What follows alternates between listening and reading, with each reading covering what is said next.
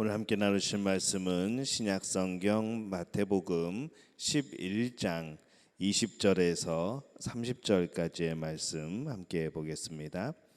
제 성경으로는 17페이지입니다. 신약성경 마태복음 11장 20절에서 30절까지의 말씀 우리 함께 보겠습니다. 우리 한 목소리로 함께 봉독합니다. 예수께서 권능을 가장 많이 행하신 고을들이 회개하지 아니하므로 그때에 책망하시되 화 있을진저 고라시나 화 있을진저 벳세다야 너희에게 행한 모든 권능을 두로와 시돈에서 행하였더라면 그들이 벌써 베옷을 입고 제에 앉아 회개하였으리라. 내가 너희에게 이르노니 심판날에 두로와 시돈이 너희보다 견디기 쉬우리라. 가버나움아 내가 하늘에까지 높아지겠느냐 음부에까지 낮아지리라. 내게 행한 모든 권능을 소돔에서 행하였더라면 그 성이 오늘까지 있었으리라. 내가 너희에게 이르노니 심판날에 소돔 땅이 너보다 견디기 쉬우리라 하시니라. 그때에 예수께서 대답하여 이르시되 천지의 주제이신 아버지여 이것을 지혜롭고 슬기 있는 자들에게는 숨기시고 어린아이들에게는 나타내심을 감사나이다. 옳소이다. 이렇게 된 것이 아버지의 뜻이니이다.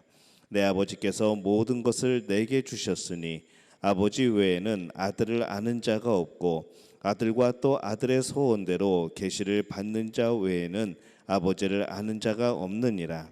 수고하고 무거운 짐진 자들아 다 내게로 오라. 내가 너희를 쉬게 하리라. 나는 마음이 온유하고 겸손하니 나의 멍에를 메고 내게 배우라. 그리하면 너희 마음이 쉼을 얻으리니 이는 내 멍에는 쉽고 내 짐은 가벼움이니라 하시니라. 아멘.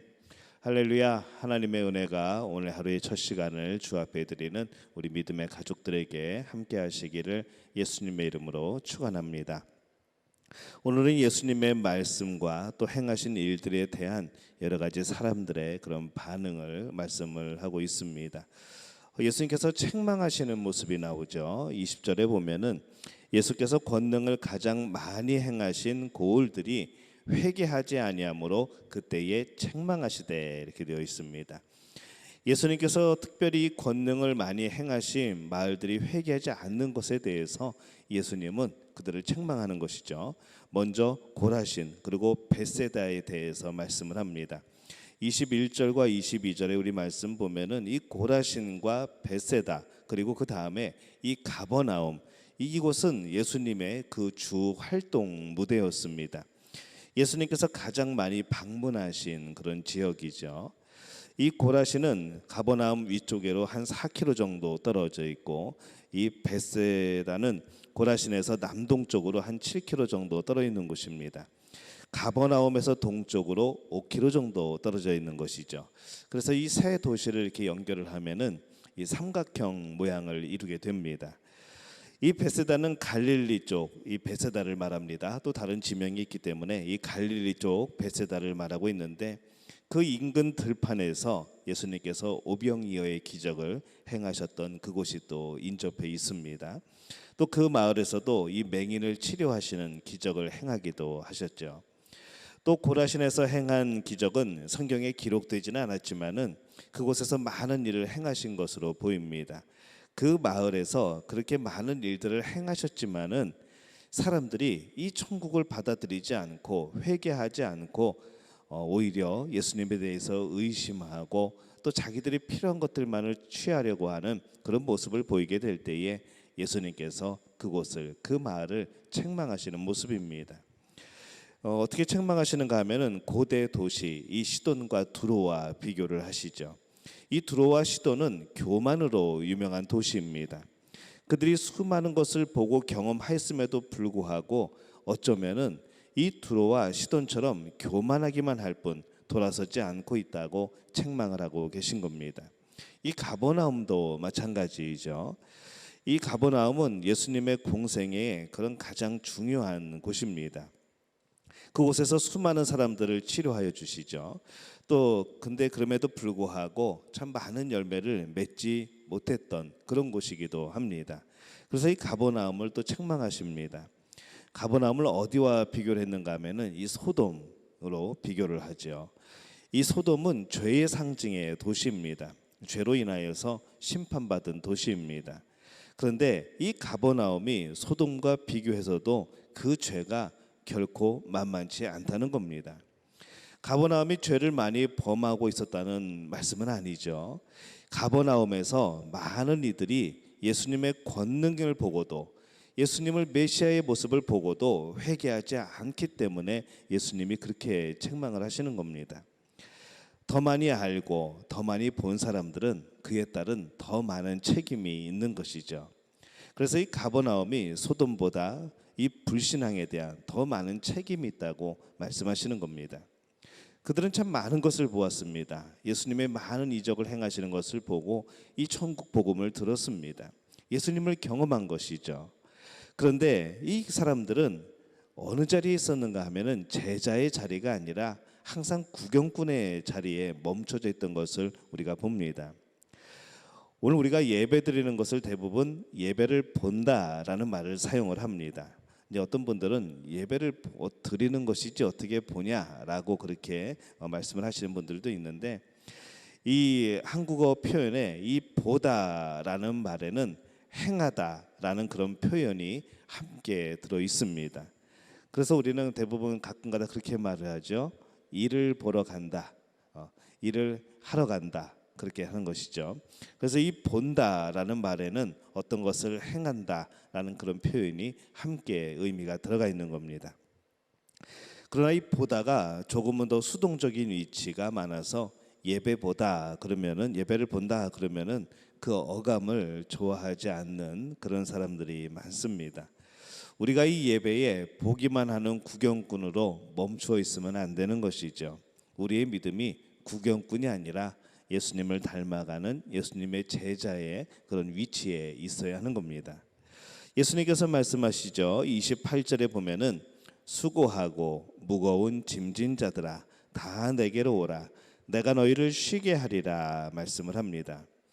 우리 무거운 짐은 여러 가지를 의미합니다. 우리의 죄도 되고 또 우리들이 살아가면서 정말 해야 되는 많은 일들, 실제로 우리가 지고 있는 인생의 무거운 그런 책임들, 우리가 그것을 짐이라고 표현할 수 있습니다. 우리 인생에 얼마나 참 많은 짐들이 있습니까? 일어나면 해야 될 일들로 가득하죠.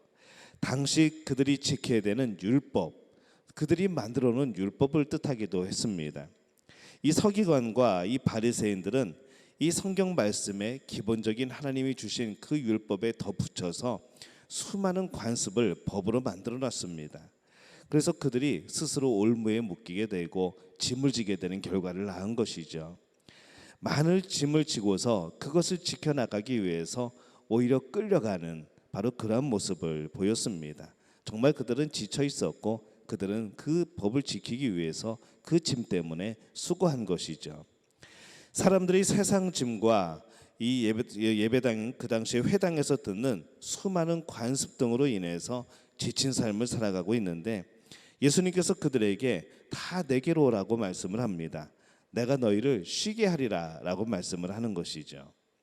그렇다면은 예수님께 가면은 정말 짐을 지지 않아도 되는 것인가 라고 우리가 생각할 수 있죠. 근데 그렇지는 않습니다. 예수님께 가도 져야 될 짐이 또 있습니다.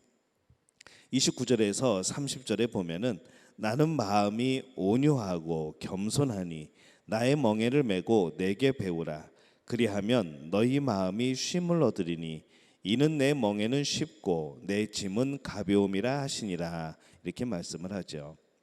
예수님께 가도 우리가 짐을 져야 되는데, 이제 전과 다른 것은, 나 혼자 짐을 지는 것과 다른 것은 무엇인가 하면은 예수님과 함께 지는 겁니다. 예수님의 짐은 쉽고 가볍다라고 말씀을 합니다. 예수님께서 짐을 덜어주셨을까요? 물론 세상의 짐을 우리가 내려놓기는 합니다. 그 세상의 짐들을 내려놓고 우리는 예수님께 가는 것이죠. 근데 예수님께 가서 모든 짐이 끝나는 것이 아니라 우리는 우리의 짐이 또 있습니다. 욕심과 탐욕의 짐을 버림으로 가벼워지긴 할 겁니다. 그러나 이 예수님께서 가르쳐 주신 이 산상수훈의 말씀을 가만히 보면은 거기에 나오는 이 말씀들은 율법주의도 아니지만은 율법을 폐기하는 것도 아닙니다. 예수님은 분명히 그 율법을 완성하신 분인 것이죠. 오히려 율법을 온전히 지켜야 되는 겁니다. 그래서 예수님께로 가서 지는 짐은 결코 가벼운 짐은 아닙니다. 하나님의 말씀을 지켜야 되는 짐인 것이죠. 오히려 더 무거울 수도 있습니다. 몰랐을 때는 괜찮은데 알고 나니까 그것이 더 지키기 힘들어지는, 우리의 연약함 때문에 그것을 지기 힘들어지는 상황이 오는 것이죠. 그러나 예수님은 그것을 쉽고 가볍다라고 말씀을 합니다. 너희들이 오히려 쉴 수 있다라고 말씀을 하죠. 왜 그럴까요? 그것은 우리가 거기에 익숙해져서가 아니라 예수님의 이 멍에를 함께 진 분이 탁월하기 때문에 그렇습니다. 그분이 훌륭하신 분인 것이죠. 그래서 나는 마음이 온유하고 겸손하니라고 말씀을 합니다. 우리는 예수님께로 가서 예수님과 함께 그 멍에를 집니다. 멍에는 본래 무겁고 힘든 일을 함께 하여서 가볍게 할 수 있도록 하는 그런 도구이죠. 진리의 말씀, 그것을 지키는 일에 대해서 우리는 예수님께 가면은 예수님과 함께 그 멍에를 메고 그 진리를 지켜나가고 그 말씀을 지켜나가는 일을 함께 하게 됩니다. 예수님은 탁월한 분이시라고 했습니다. 예수님 자체가 말씀인 것이죠. 예수님 자체가 진리입니다. 그러니 그 예수님과 함께 지는 짐은 우리에게는 가벼운 짐이 되어지는 겁니다. 어떻게 해야 되는 것인가, 어떻게 져야 되는 것인가, 어떻게 일해야 되는 것인가, 어떻게 믿어야 되는 것인가. 우리는 우리 혼자 그것을 하려고 할 때는 참으로 어렵고 무거운 것이었지만은 예수님이 이끄시는 대로, 예수님이 하시는 대로 그분만을 바라보며 따라가게 될 때에 우리는 오히려 그 짐들이 가벼워지는 겁니다. 바로 우리와 함께 그 멍에를 메어주시는 주님이 바로 마음이 온유하고 겸손한 분이기 때문에 그런 것이죠. 우리가 좀 못 지킨다고 그래가지고 우리를 책망하시는 분이 아니라는 겁니다.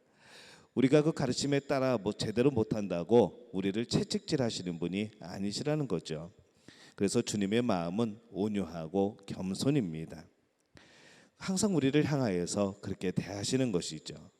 우리가 많이 부족하여도 우리를 경멸하지 않고 낮은 자의 마음을 가장 잘 아시고 또 이 연약한 자의 상태를 아주 잘 아셔서 때로는 부드럽게 때로는 천천히 나갈 수 있도록 우리를 도우시는 것. 그래서 우리는 그 부족함 때문에 예수님과 함께 멍에를 매게 될 때에는 우리의 부족함 때문에 우리는 그것을 못 이룬 일이 없다는 것이죠. 우리가 좀 부족해도 예수님이 도와주실 때, 함께 하실 때 우리는 하나님의 뜻을 이뤄나갈 수가 있습니다. 중요한 것은 우리가 이 주님의 멍에를 함께 메고자 하는 겁니다. 이 새 마을, 앞에서 말했던 이 새 마을의 사람들이 정말 구경꾼들처럼 이 진정한 그 천국을 받아들이지 못하고 그 천국의 왕이신 메시아이신 구원자이신 예수님을 알아보지 못하고 그들은 정말 그냥 그 기적과 치료의 모습들만을 바라보면서 또 배불리 먹여주시는 모습들을 보면서 그냥 그것에 만족하는 구경꾼들로서 남아있고 또 그것으로 인하여 책망받는 모습을 오늘 우리가 봅니다. 자신이 치료되고 빵은 먹었어도 여전히 천국 백성이 되어서 예수님과 함께 멍에를 지지 않으려고 하는 것이죠. 세상에서 지고 있는 자신의 짐을 내려놓으려고 하지 않는 겁니다. 천국을 발견하지 못한 것이죠.